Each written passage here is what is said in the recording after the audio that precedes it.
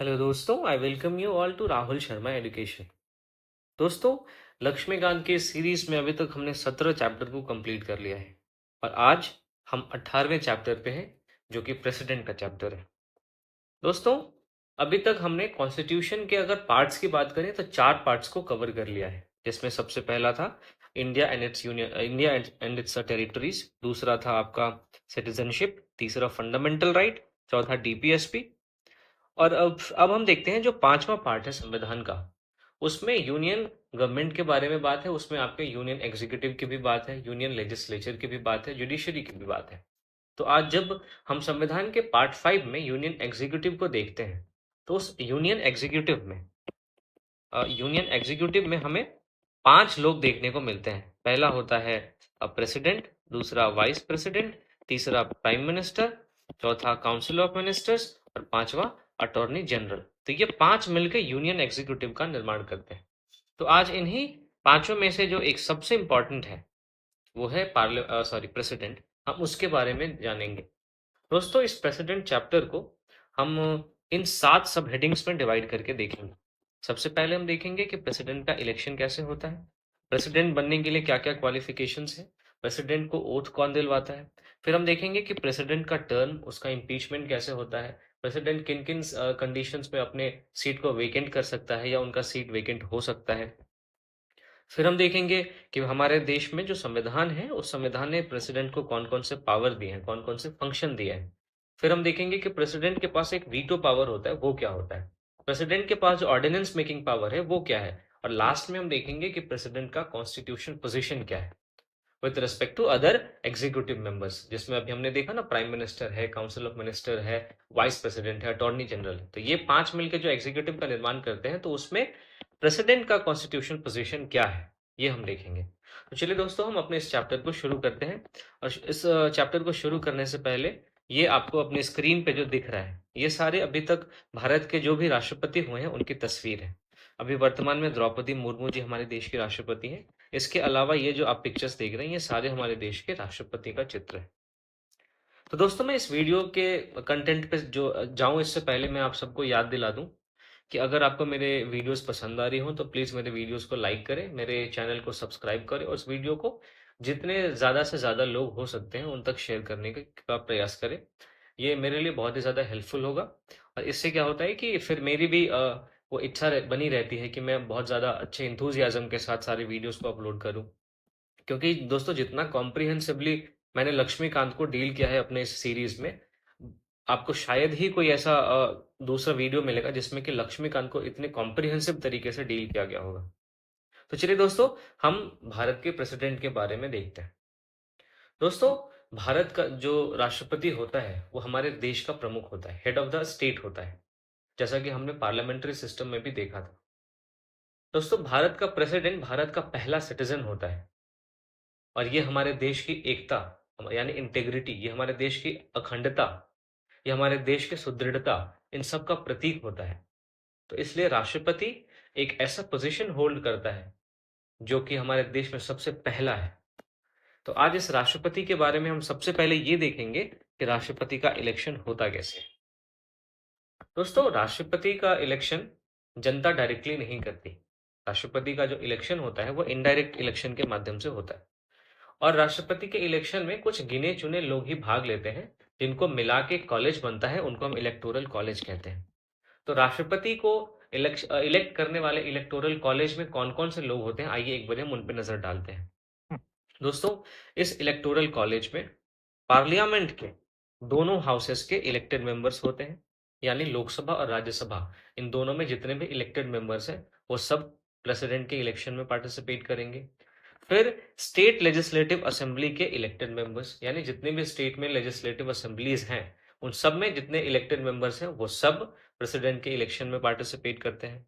फिर देखते हैं कि अगर कोई ऐसा यूनियन टेरिटरी जैसे दिल्ली और पुदुचेरी, वहां पे अगर लेजिस्लेटिव असेंबली है, तो उस लेजिस्लेटिव असेंबली के भी इलेक्टेड मेंबर्स प्रेसिडेंट के इलेक्शन में पार्टिसिपेट करते हैं।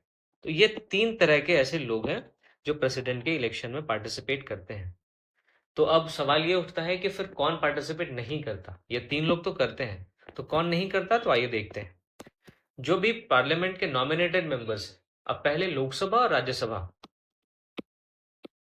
इन दोनों में नॉमिनेटेड मेंबर्स हुआ करते थे। राज्यसभा में अभी भी 12 मेंबर्स को नॉमिनेट किया जाता है, लेकिन लोकसभा में पहले 2 एंग्लो इंडियंस को नॉमिनेट किया जाता था, लेकिन 104th अमेंडमेंट ने इस प्रोविजन को डिलीट कर दिया। तो अब लोकसभा में किसी को भी नॉमिनेट नहीं किया जा सकता। तो अब इसका मतलब ये है कि राज्यसभा के जो नॉमिनेटेड मेंबर्स होते हैं वो प्रेसिडेंट के इलेक्शन में पार्टिसिपेट नहीं करते हैं। ठीक है। फिर अगर किसी स्टेट में बाइकैमरल लेजिस्लेचर है, यानी कि वो लेजिस्लेटिव असेंबली भी है और लेजिस्लेटिव काउंसिल भी है, तो उस लेजिस्लेटिव काउंसिल जो अपर हाउस होता है स्टेट लेजिस्लेचर का, उसके मेंबर्स पार्टिसिपेट नहीं करते। आपको ध्यान में ये रखना है, लेजिस्लेटिव काउंसिल के मेंबर्स चाहे वो जिस भी स्टेट में हो, वर्तमान में 6 स्टेट्स में है लेजिस्लेटिव काउंसिल। कौन कौन से हैं मैंने आपको पहले भी बताया है, और आप मुझे कमेंट करके बता सकते हैं कि कौन कौन से ऐसे 6 स्टेट्स हैं जिसमें लेजिस्लेटिव काउंसिल पाए जाते हैं। तो लेजिस्लेटिव काउंसिल के मेंबर्स प्रेसिडेंट के इलेक्शन में पार्टिसिपेट नहीं करते। तो ये आपको ध्यान में रखना है। अब यहाँ पे ये वही बात है, मैंने अभी आपको बताया कि 104th अमेंडमेंट एक्ट 2019, इसने लोकसभा में जो नॉमिनेटेड मेंबर्स थे उसके प्रोविजन को डिलीट कर दिया। ओके। फिर दोस्तों, जो स्टेट लेजिस्लेचर एग्जिस्ट कर रहे हैं प्रेसिडेंट के इलेक्शन के टाइम पे, उन्हीं स्टेट लेजिस्लेचर के जो मेंबर हैं वो क्या करते हैं, माफ कीजिएगा, प्रेसिडेंट के इलेक्शन में पार्टिसिपेट कर सकते हैं। कहने का मतलब यह है कि राष्ट्रपति का जो इलेक्शन होता है उसको इस आधार पे चैलेंज नहीं किया जा सकता कि जो इलेक्टोरल कॉलेज है वो अधूरा है। मींस आप सपोज कीजिए कि 2025 में राष्ट्रपति का इलेक्शन हो रहा है। ओके। 2025 में 3 ऐसे स्टेट्स हैं जहां पे जो लेजिस्लेटिव असेंबली है वो लेजिस्लेटिव असेंबली या तो डिसॉल्व है सॉरी, या फिर सस्पेंड है। तो राष्ट्रपति का इलेक्शन इस आधार पे चैलेंज नहीं किया जा सकता कि इन 3 स्टेट्स में जो लेजिस्लेटिव असेंबली थी वो तो थी ही नहीं। तो अब जब इस 3 स्टेट में लेजिस्लेटिव असेंबली नहीं है तो यहाँ के मेंबर भी प्रेसिडेंट के इलेक्शन में पार्टिसिपेट नहीं कर पाएंगे।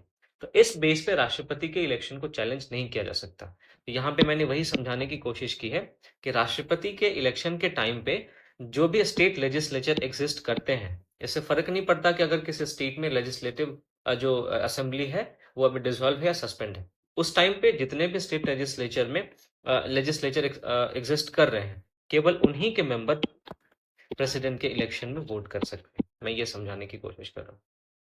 अब देखिए, प्रेसिडेंट के इलेक्शन में पार्टिसिपेट करने वालों में मैंने आपको बताया कि एमपीज होते हैं और एमएलएज होते हैं, कि ये एमएलएज होते हैं। एमपी में भी केवल इलेक्टेड, एमएलए में भी केवल इलेक्टेड। तो अब सवाल ये उठता है कि एक एमएलए के वोट का वैल्यू क्या होगा। अब अलग अलग राज्य में से अलग अलग नंबर ऑफ एमएलए आते हैं। ठीक है। तो अलग अलग राज्यों में जो अलग अलग एमएलए हैं उनके एक वोट का वैल्यू कैसे डिटरमिन किया जाता है, कैसे निर्धारित किया जाता है, इस बात को हम देखते हैं। दोस्तों, जो एक एमएलए है उसके वोट का वैल्यू निकालने के लिए वो जिस स्टेट से आता है उस स्टेट के टोटल पॉपुलेशन को अगर उस स्टेट के स्टेट लेजिस्लेटिव असेंबली में जितने इलेक्टेड मेंबर्स हैं उससे डिवाइड कर दें और उसको 1/1000 से मल्टीप्लाई कर दें, तो फिर जाके हमारा एक एमएलए के वोट का वैल्यू आ जाता है। अब ये इसको आपको ध्यान में रखना है, ये जो फॉर्मूला मैंने बताया है इससे डायरेक्टली क्वेश्चंस पूछे गए हैं। तो ये फॉर्मूला आपको ध्यान में रखना है कि एक एमएलए के वोट का वैल्यू कैसे निकाला जाता है। ठीक है। फिर देखिए, ये माफ कीजिएगा, ये रूट नहीं है, ये वोट होना चाहिए। हाँ, तो देखते हैं अब एमएलए के वोट का वैल्यू हमने देखा। अब हम देखते हैं एमपीज के वोट का वैल्यू कैसे निकलता है। तो एमपीज के वोट का वैल्यू निकालने के लिए जितने भी टोटल एमएलएज हैं सारे स्टेट्स को मिला के उनके वोट्स का total value divided by total number of elected members of parliament. मान लीजिए कि total value of all MLA of all states, जितने भी टोटल राज्य हैं उन सबके जो एमएलए उनके वोट का जो वैल्यू है उसको हमने ऐड किया, ये 25655 इतना आ गया। अगर हमने इसको total number of elected members of parliament, अब इलेक्टेड मेंबर्स ऑफ पार्लियामेंट में कितने होंगे, 543 मेंबर्स हैं आपके लोकसभा में, ये टोटल क्या है, इलेक्टेड है। फिर 245 है राज्यसभा में, लेकिन इसमें से अगर हम माइनस कर दें 12 को, क्योंकि ये 12 नॉमिनेटेड है, तो बच जाता है 233। तो टोटल एमएलए के वोट्स का जितना वैल्यू है उसको अगर हम 543 प्लस 233 इन दोनों को ऐड करके जो नंबर आता है 336, 437 और 527, 776 अगर इस नंबर से डिवाइड करते तो जो वैल्यू आता है वही एक एमपी के वोट का वैल्यू होता है। मैं उम्मीद करता हूं आपको समझ में आया होगा। तो ये था दोस्तों प्रेसिडेंट के इलेक्शन में पार्टिसिपेट करने वाले एमपीज और एमएलए के वोट का वैल्यू। अब देखिए दोस्तों, प्रेसिडेंट का जो इलेक्शन होता है वो प्रोपोर्शनल रिप्रेजेंटेशन से किया जाता है by means of single transferable vote, यानी कि आनुपातिक प्रतिनिधित्व के आधार पे प्रेसिडेंशियल इलेक्शन होता है। साथ ही इसमें एकल संक्रमणीय मत प्रणाली यानी सिंगल ट्रांसफरेबल वोट सिस्टम का यूज किया जाता है। और इसमें जो वोटिंग होती है उसके लिए सीक्रेट बैलेट का यूज किया जाता है। अब सीक्रेट बैलेट इस बात को इंश्योर करता है, या फिर सॉरी, ये जो प्रोपोर्शनल रिप्रेजेंटेशन है और जो सिंगल ट्रांसफरेबल वोट है वो इस बात को इंश्योर करता है कि किसी भी कैंडिडेट को एब्सोल्यूट मेजोरिटी मिले। ठीक है, मैं उम्मीद करता हूं आपको समझ में आया होगा। अब देखिए दोस्तों, प्रेसिडेंट के लिए कोई भी कैंडिडेट तब इलेक्टेड माना जाएगा जब उसको एक फिक्स्ड कोटा ऑफ वोट मिलेगा। तो एक fixed Kota of vote secure करने के लिए एक फॉर्मूला होता है। एक fix Kota of vote determine करने के लिए एक फॉर्मूला होता है कि टोटल नंबर ऑफ जितने भी वैलिड वोट्स दिए गए हैं उसको अगर हम number of candidates to be elected, जितने कैंडिडेट इलेक्ट होंगे, अब इंडिया के केस में कितना है 1, तो उसमें 1 में अगर हम +1 करते और इस टोटल वैल्यू में क्या करें +1 कर दिए, जो आपको अपने स्क्रीन पर दिख रहा है। तो इससे एक फिक्स्ड कोटा ऑफ वोट निकल के आता है और इतना वोट जिसको मिल जाता है वो प्रेसिडेंट इलेक्ट हो जाता है। अब मैं आपको समझाता हूं कि प्रेसिडेंट के इलेक्शन का प्रोसेस क्या है। अब देखिए, सबसे पहले ये फिक्स्ड कोटा एक डिटरमिन हो गया कि कितना फिक्स्ड कोटा होगा जिसको प्राप्त करने पे कोई भी कैंडिडेट प्रेसिडेंट के रूप में इलेक्ट हो जाएगा। उसके बाद क्या होता है कि जो भी वोटिंग करने वाले हैं मेंबर्स, एमपीज और एमएलएज, या फिर जो यूनियन टेरिटरीज के एमएलएज हैं वो सब क्या करते हैं, वो वोट डालते हैं। अब वो वोट एक ही डालते हैं लेकिन वो एक बैलेट पे वोट डालते हैं। देखिए आप समझिएगा, ये एक बैलेट है, इस बैलेट के माध्यम से उन्होंने एक वोट डाला। अब इस वोट में, अपने इस बैलेट में जितने भी टोटल कैंडिडेट्स हैं, फॉर एग्जांपल आप मान लीजिए कि 3 कैंडिडेट है, ए बी और सी। इन तीनों कैंडिडेट को ये प्रेफरेंस देते हैं अपने वोट में। ए को उन्होंने मान लो फर्स्ट प्रेफरेंस पे रखा, बी को सेकंड पे रखा और सी को थर्ड पे रखा। तो इस तरीके से अपने वोट पे वो लिख देते हैं कि हमने इस कैंडिडेट को पहला प्रेफरेंस दिया है, इसको दूसरा और इसको तीसरा प्रेफरेंस दिया है, ये लिख देते हैं। अब इस ऐसे ही करके सारे मेंबर्स ने वोट डाल दिया। अब जब वोटों की गणना होती है, जब काउंटिंग होती है, तो सबसे पहले जितने कैंडिडेट्स हैं उन सबके फर्स्ट प्रेफरेंस के वोटों को काउंट किया जाता है।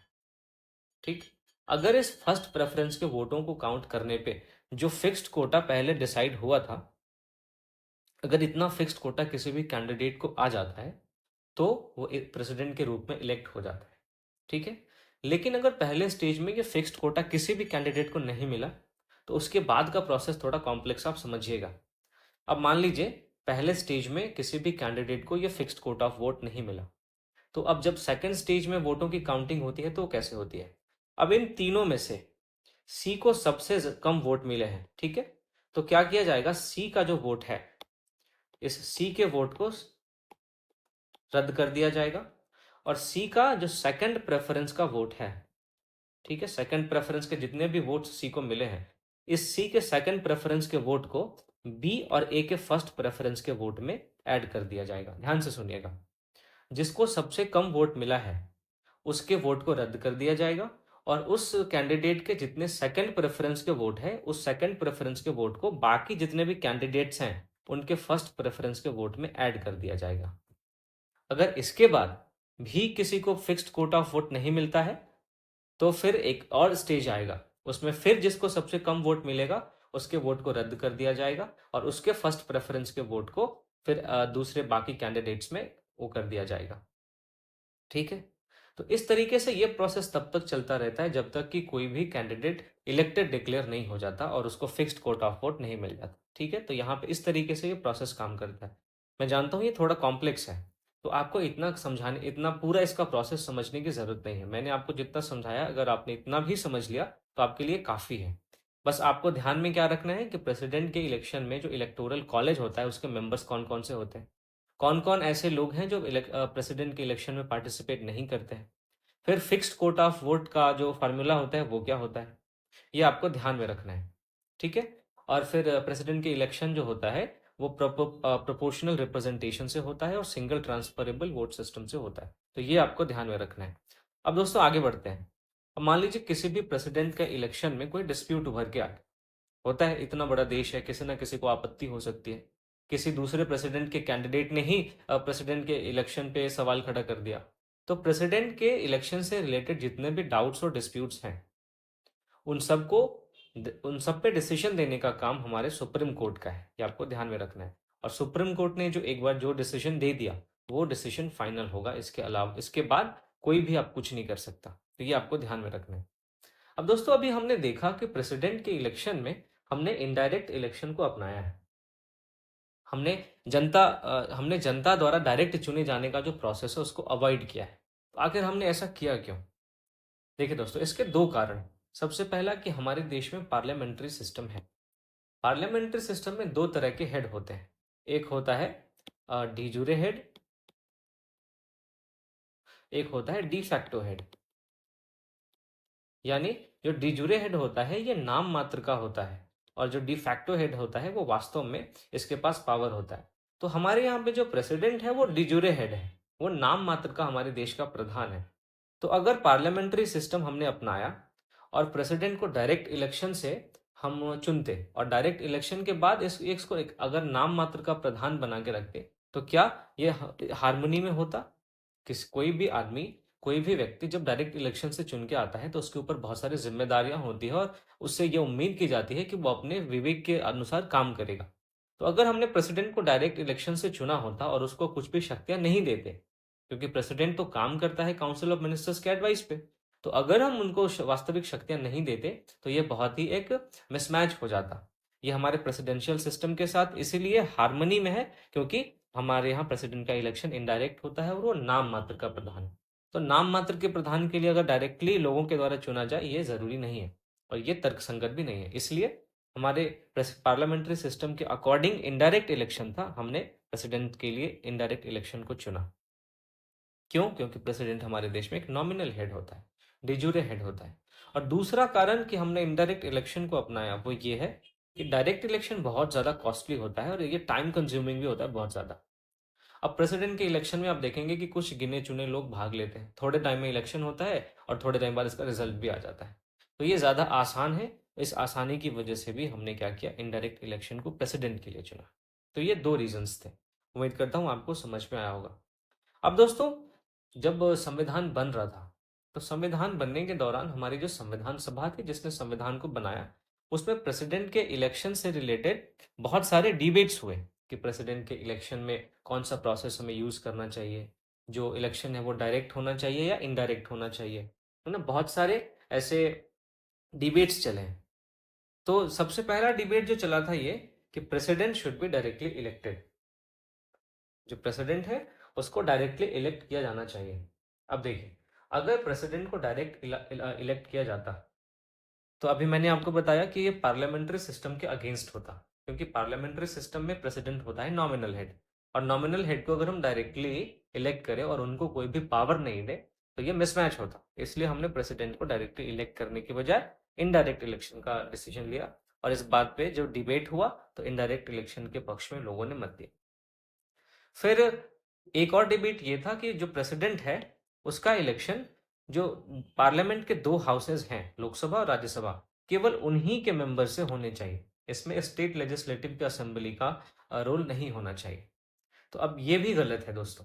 क्यों? क्योंकि हमारे देश में हमने फेडरल सिस्टम अपनाया है, और जो राष्ट्रपति है वो राष्ट्रपति जब स्टेट लेजिस्लेटिव असेंबली के मेंबर के द्वारा भी चुना जाएगा तो राष्ट्रपति ना केवल सेंटर को रिप्रेजेंट करेगा बल्कि हमारे अलग अलग राज्यों को भी रिप्रेजेंट करेगा। अब देश का प्रमुख है तो इसका मतलब है कि वो राज्यों के भी ऊपर है, तो राज्यों को भी वो रिप्रेजेंट करेगा और सेंटर को भी रिप्रेजेंट करेगा। किस स्थिति में? जब पार्लियामेंट के दोनों हाउसेस के तो मेंबर शामिल हो ही, साथ ही साथ स्टेट लेजिस्लेटिव असेंबली इसके भी मेंबर्स इसमें शामिल हो। तो फिर एक और डिबेट ये था कि जो प्रेसिडेंशियल इलेक्शन है उसमें प्रोपोर्शनल रिप्रेजेंटेशन की जो है वो एक मिसनॉमर है, मानी यानी कि गलत है। क्योंकि प्रोपोर्शनल रिप्रेजेंटेशन में हमेशा दो या दो से ज्यादा सीटों को भरा जाता है, लेकिन हमारे यहाँ पे प्रेसिडेंट के लिए कितनी सीटें हैं? केवल एक। तो इसलिए ये एक मिसनॉमर है। मैं उम्मीद करता हूं आपको समझ में आया होगा। देखिए, मैं यहाँ पे मैंने ये समझाया कि जो प्रोपोर्शनल रिप्रेजेंटेशन का कॉन्सेप्ट है वो वहां पे लागू किया जाता है जहां पे जो वैकेंसी है वो दो या दो से ज्यादा सीटों के लिए हो। लेकिन हमारे यहाँ पे तो वैकेंसी केवल एक ही सीट के लिए है। तो एक सीट के लिए प्रोपोर्शनल रिप्रेजेंटेशन का जो कॉन्सेप्ट है, इस बात पे भी डिबेट हुई थी, तो इसलिए इसको एक मिसनॉमर कहा गया कि जो प्रोपोर्शनल रिप्रेजेंटेशन हमने प्रेसिडेंट के इलेक्शन में अपनाया है, ये एक मिसनॉमर है। ठीक है। फिर एक और डिबेट ये था कि सिंगल ट्रांसफरेबल वोट जो था, इस पे भी ऑब्जेक्शन लगाया गया था, इस ग्राउंड पे कि यहाँ सिंगल वोट तो है ही नहीं। एक कैंडिडेट के लिए चार चार मतलब जितने भी सारे, एक जो एमएलए होता है या एमपी होता है, ये चार चार कैंडिडेट के लिए, ये अगर चार कैंडिडेट है तो इन चारों के लिए वोट देता है। फर्स्ट प्रेफरेंस देके, थर्ड प्रेफरेंस देके, सेकंड प्रेफरेंस देके, अलग अलग प्रेफरेंस के माध्यम से ये प्लूरल वोट्स पड़ते हैं, सिंगल वोट नहीं पड़ता। तो हम इसको सिंगल ट्रांसफरेबल वोट क्यों कहते हैं? ठीक है। इस बात पे भी संविधान सभा में डिबेट्स हुए थे और इन सारे डिबेट्स का आंसर मैंने अभी आपको बताया। तो ये दोस्तों हमारा प्रेसिडेंट का इलेक्शन का था टॉपिक। अब हम देखते हैं कि प्रेसिडेंट के रूप में इलेक्ट होने के लिए क्या क्या क्वालिफिकेशंस चाहिए, प्रेसिडेंट को ओथ कौन दिलवाएगा और प्रेसिडेंट के लिए कंडीशंस क्या क्या है। तो दोस्तों सबसे पहले राष्ट्रपति बनने के लिए आप में ये योग्यता होनी चाहिए कि आप इंडिया के सिटीजन हो। ठीक है। दूसरा, आपकी एज 35 साल हो। तीसरा, आप लोकसभा के मेंबर बनने के लिए क्वालिफाइड हो। फॉर एग्जाम्पल, लोकसभा का मेंबर बनने के लिए आपको 25 ईयर्स ऑफ एज का होना ही चाहिए। तो लोकसभा के मेंबर बनने के लिए आप क्वालिफाइड हो। और आप कोई भी ऑफिस ऑफ प्रॉफिट होल्ड नहीं कर रहे हो। ऑफिस ऑफ प्रॉफिट मीन्स कोई भी ऐसा पोस्ट आप नहीं होल्ड कर रहे हो जिससे आपको फायदा हो रहा हो। तो आपको वो ऑफिस छोड़ना पड़ेगा, तभी आप जाके प्रेसिडेंट के लिए इलेक्शन में पार्टिसिपेट कर सकते हो। तो ये क्वालिफिकेशंस थे। अब देखिए दोस्तों कि प्रेसिडेंट के इलेक्शन लड़ने के लिए किसी भी कैंडिडेट को 50 प्रपोजर और 50 सेकेंडर्स की जरूरत होती है। फॉर एग्जाम्पल, ए नाम का कोई भी व्यक्ति है, अगर ये प्रेसिडेंट के इलेक्शन में पार्टिसिपेट करना चाहता है तो इसको लोकसभा से 50 प्रपोजर्स, ठीक है, जो भी पार्लियामेंट से 50 प्रपोजर्स और 50 सेकेंडर्स, अगर हिंदी में कहूं तो 50 प्रस्तावक और 50 अनुमोदक। और ये 50 अलग अलग होने चाहिए, ये नहीं कि 50 जो प्रपोजर्स हैं वही सेकेंडर्स हो गए। तो टोटल मान लीजिए 100 लोगों का अगर आपको सपोर्ट नहीं है पार्लियामेंट में, तो फिर आप प्रेसिडेंट का इलेक्शन नहीं लड़ सकते। तो यहाँ पे मैंने यही बताया। फिर देखते हैं ओथ के बारे में। अब मान लीजिए राष्ट्रपति ने इलेक्शन लड़ा, जितने भी क्वालिफिकेशंस चाहिए थे उन सबको उसने फुलफिल किया और वो राष्ट्रपति बन गया। अब राष्ट्रपति को ओथ कौन दिलवाएगा? समस्या ये है। तो राष्ट्रपति को ओथ जो है वो हमारे इंडिया के चीफ जस्टिस जो है वो दिलवाते हैं। ठीक है। लेकिन अगर चीफ जस्टिस अब्सेंस है, कोई भी कारण हो सकता है, तो अगर चीफ जस्टिस अब्सेंस है तो उनके अब्सेंस में जो भी सुप्रीम कोर्ट के सीनियर मोस्ट जज अवेलेबल हैं वो राष्ट्रपति को ओथ दिलवाते हैं। ये आपको ध्यान में रखना है। ठीक। अब प्रेसिडेंट का ऑफिस होल्ड करने पे आपको बहुत सारे कंडीशंस मिलते हैं, बहुत सारे फायदे भी मिलते हैं, बहुत सारी इम्यूनिटीज भी मिलते हैं। तो कंडीशन क्या है प्रेसिडेंट के ऑफिस के? देखिए, जो भी प्रेसिडेंट है वो एमपी या एमएलए नहीं होना चाहिए। ठीक। जो प्रेसिडेंट है वो कोई भी ऑफिस ऑफ प्रॉफिट होल्ड नहीं करेगा। जो प्रेसिडेंट है उसको एक ऑफिशियल रेसिडेंस दिया जाएगा जिसको हम राष्ट्रपति भवन के रूप में जानते हैं। तो ये कंडीशंस है। अब प्रेसिडेंट को बहुत सारी इम्यूनिटीज भी मिली हुई है। फॉर एग्जाम्पल, प्रेसिडेंट को पर्सनल इम्यूनिटी मिली हुई है। अगर वो ऑफिशियली कोई भी एक्ट करता है तो उसकी कोई भी लीगल लाइबिलिटी नहीं होती। यानी कि अगर राष्ट्रपति ने अपने पद पे रहते हुए कोई भी काम किया है तो उस काम के लिए उसको लीगली कोई भी जवाब देना नहीं पड़ेगा। यानी कि उस काम के लिए कोई भी व्यक्ति राष्ट्रपति को कोर्ट में लेके नहीं जा सकता। ये आपको ध्यान में रखना है। फिर राष्ट्रपति को किसी भी क्रिमिनल प्रोसीडिंग से इम्यूनिटी मिली होती है जब वो अपने ऑफिस में काम कर रहा होता है अपने टर्म के दौरान। ठीक है। मान लीजिए कि कोई भी राष्ट्रपति, जैसे अभी रामनाथ कोविंद थे, वो 5 साल के लिए राष्ट्रपति थे। ठीक है।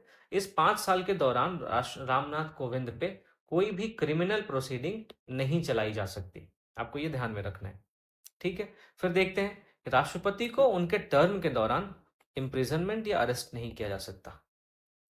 राष्ट्रपति के खिलाफ सिविल प्रोसीडिंग्स जो है वो तभी शुरू किया जा सकता है जबकि उनको 2 मंथ पहले नोटिस उनको दे दिया गया हो कि आपके खिलाफ अगले 2 महीने के बाद हम एक सिविल प्रोसीडिंग लेके कोर्ट में जा रहे हैं।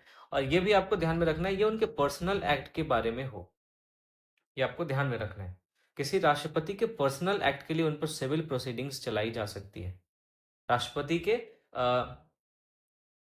ऑफिशियल एक्ट के लिए उसको कोई भी उसकी कोई भी लीगल लाइबिलिटी नहीं होती है, तो ये आपको ध्यान में रखना है।